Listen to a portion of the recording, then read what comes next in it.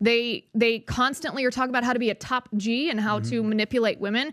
I think that's an incredibly destructive message. Do you think that's positive for young men? A lot of it I do, and I'll tell you why. That video, do you think that video is? No, I'll address that video, but what's interesting is he actually had a nuanced approach. He said you need to date them to 3 months. How many women are going to date a guy for 3 months that they are not interested in, that is not there for them, that is not providing for them, that is not protecting from them, that isn't there for them? You don't just slip in and fall into a virgin. I totally understand that. Is you actually need to date these women. So at that point, it's the woman's decision. So my question to you is, how many men... You don't think that's deceptive? Like, he's deceiving them. He doesn't actually care about them. He's doing things to make them think that he cares about them. In today's video, Liz Wheeler absolutely destroys Patrick Bet-David's co-host Adam Sosnick in a heated debate on whether Andrew Tate is good for society or not. And like always, Adam is all over the place, dodging the actual discussion with random, pointless questions that do nothing but stall the conversation. At this point, I don't even get why Adam is still on this podcast. He adds zero value, debates purely from emotion, and refuses to engage with actual logic. But Liz Wheeler, she keeps her cool, lays out the facts, and completely shuts him down. But as expected, Adam ignores everything and keeps talking in circles. So let's not waste any time and dive in and watch how Liz Wheeler embarrasses Adam Sosnick in this heated debate. You know what? Welcome to modern day dating, baby. Like, this is what happens out there. Men do this with women. Women do this with men. And you don't think that's destructive? I think it is what it is. Whether it's destructive or not is your opinion. Do you think it is? I'm interested in your opinion. Do you think that that's a harmful dating dynamic? I don't think that that is my objective to dating, going out there and taking virginities. That's not my thing. Why? But going out and dating multiple women, I've done that forever. But do you think it's an honest thing to do? I don't want to focus on the virginity. I want to focus on the bigger message women. here. No, you're missing the point, Liz.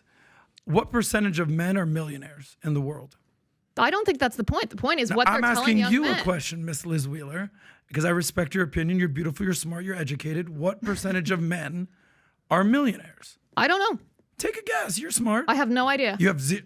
I'll Google it. Fine. Okay. Tell me the answer if you want the answer. I'm interested in your point. 8% of men, let's say. What percentage of men are 6 foot with six packs? We just did this earlier. I mean, I'm not 6 foot, but okay. What percentage? got a six pack. All right. I don't even know. What the While you're Googling this, millionaire, I'm Googling it 'cause I'm millionaire, interested in this. 6 foot, abs, in shape, actually a man who is good looking, fit, takes care of his person, a man who can provide, protect, be present for his woman. These, to become the top G, Liz. What does top G mean? What does that mean to you? A fucking top gangster, like a top G. But what does that mean? A top male, a high value alpha male, basically what you're saying. What do you love about your husband? Go ahead. I love that he is godly. I love that he is a man of virtue. I love that he is strong. I love that he is a man of integrity. I love that he's How tall faithful. is your husband? 5'10". He's 5'10". He probably rounds Served up in the to U.S. 6 foot. Navy. Worked for Border Patrol. So hold on. He's a In a stud. medical provider. I met your We husband. had lunch you with have. him, right? Yeah. I did. So let me get this straight. He's a tall, good-looking, studly man who's done well for himself. Yes. Okay. Don't you think it's incumbent on most men to try to accomplish that? To be materially successful? I didn't say that. To be good-looking, successful, leader, in shape, lead men. Don't you think that's important for men? I think the number one most important thing for men to do is to try to be godly. That's your opinion. It is, yes. Okay, that's your opinion. I'm answering your question, though. You're asking my opinion if I think those things are important. I think the most important thing for a man to do is to be godly. I think to provide and protect for his wife and his children. Why don't you marry a priest? Priests don't get married. Okay, well, that's their bad. But there are some pastors that do get married. So when you marry a pastor, if that's the most important thing. But the family unit, the It's actually marriage not a is bad a idea if domestic. priests do start getting married. Is the domestic They'll start church. diddling kids. Takes the pressure off the altar, boys. I mean, I feel like you. I'm trying to see where you're going with this. Okay. So Yeah, I'm not sure where you're going with this either. The point is this: you're lambasting this man for accomplishing what very few men can accomplish. The fact that he's made all this. Repeat to me what I said. When you say I lambast him for what he's accomplished, I don't care how much money he has. What did I say my problem was? Why are you focused on the money? No, what did I say my problem was Liz, with Andrew you're Tate? missing the entire point of my point. Tell me what your point is. Why do so many men, not just impressionable 13-year-olds, men, grown-ass motherfucking men, 40 years old, successful, good values, moral compass, strong leaders. Why do those men find him fascinating and resonate with him? Answer me that. Yes, why do grown-ass men, not teenagers, actually love these guys? Let me tell you why. Yes. Pause. You know what else would be amazing? You subscribing. So if you're enjoying this video so far, please consider hitting that like button and subscribe. It helps out the channel a lot.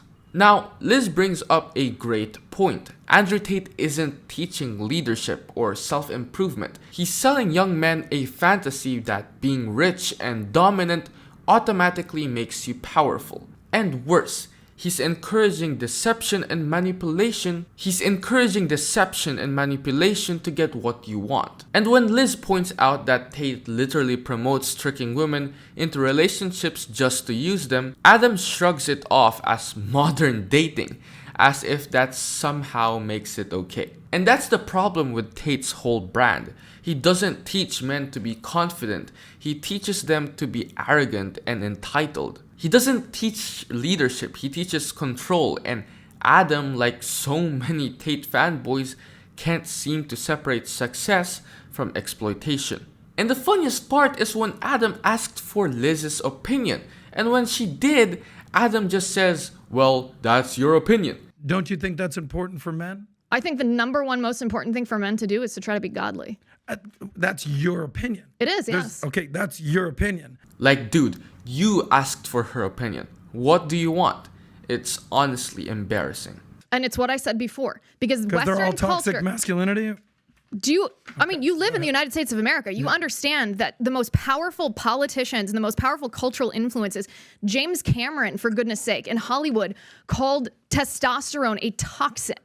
Men are told that if they so much as pursue a woman or ask her on a date, that they are sexually harassing. Men right now aren't afforded due process of law when they face frivolous allegations of sexual misconduct that could be to the level of criminal conduct. Do you understand how vulnerable this makes young men? Yeah, so because I'm a man. I understand what it is. I know. That's what I'm saying. I'm asking let me finish what I'm saying. Why men resonate with him. Because of how powerfully men react to being attacked. And then you have Andrew Tate and Tristan Tate coming in and saying, I see you, and that attack that's happening against you is wrong. You don't have to face that. I'm going to give you the secret to avoiding that and to succeeding anyway, when everything from the education system to our legal system to our culture is telling men that they are worthless, that they are bad, that they're inherently rapists. I mean, it's bad what's happening to men. They come in and say, I have a solution so that you don't have to live that.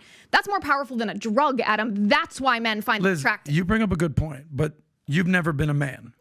So you're arguing with me, a grown-ass man, and amongst other men, what it's like to be a man and what we're feeling. I can assure you this, my lovely friend, the number one thing that men are not taking from Andrew Tate is the matriarchy's coming against you and you can't go out and talk to women. It's actually the exact opposite. It's, oh, you want more women in your life? You want more success in your life? You want better cars, bigger things, bigger dreams, more beautiful women in your life? Follow these steps. Not, you're a victim. I understand you. I'll give you a hug.